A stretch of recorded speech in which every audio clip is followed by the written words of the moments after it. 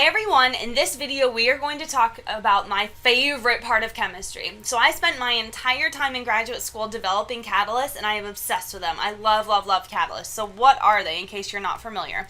So a catalyst is simply a molecule that is added to a reaction to speed up the reaction rate.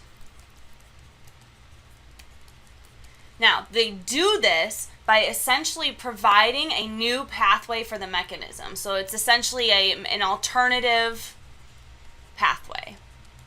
And so what do I mean by that?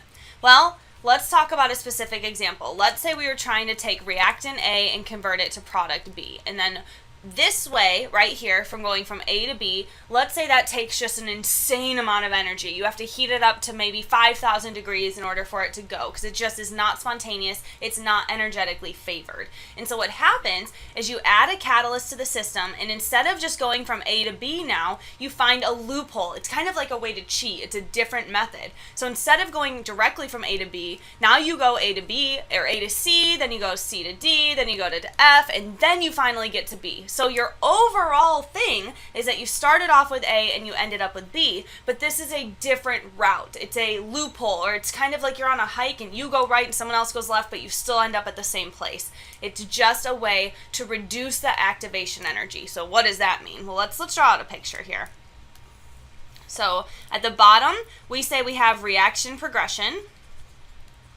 So that's your x-axis. On the y-axis, we have an increasing energy source. So let's start off with something where we have our reactants in high energy and our products in low energy. So for an uncatalyzed reaction, let's say this takes a ton of energy and then we can finally get to the product. So there's this big bump here, or the amount of energy you have to supply in order for your reaction to go from reactants to products. So this one right here would be an uncatalyzed reaction.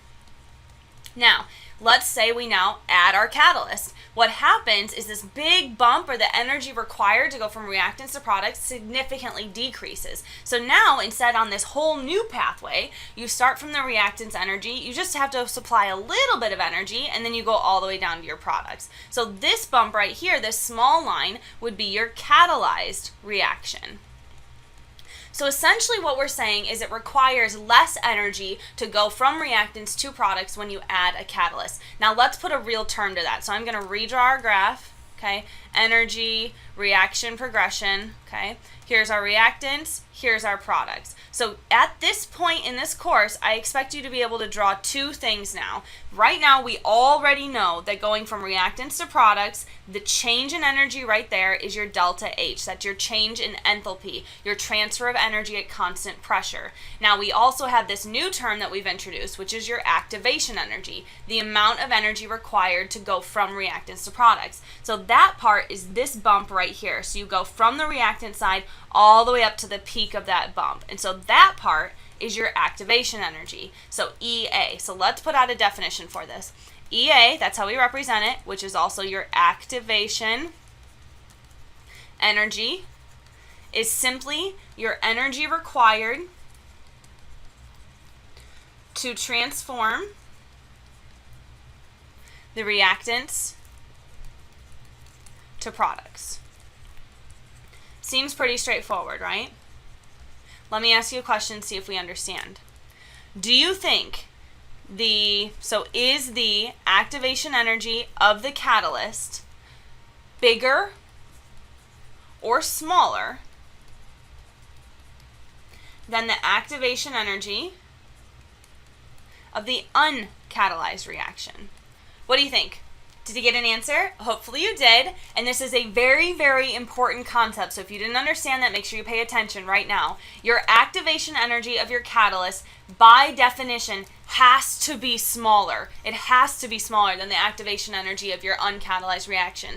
The reason you use your catalyst is because it provides an alternative pathway and it decreases your activation energy. So it requires less energy to go from reactant to product than your otherwise uncatalyzed reaction. Have a great week. Take care of yourself. Drink water.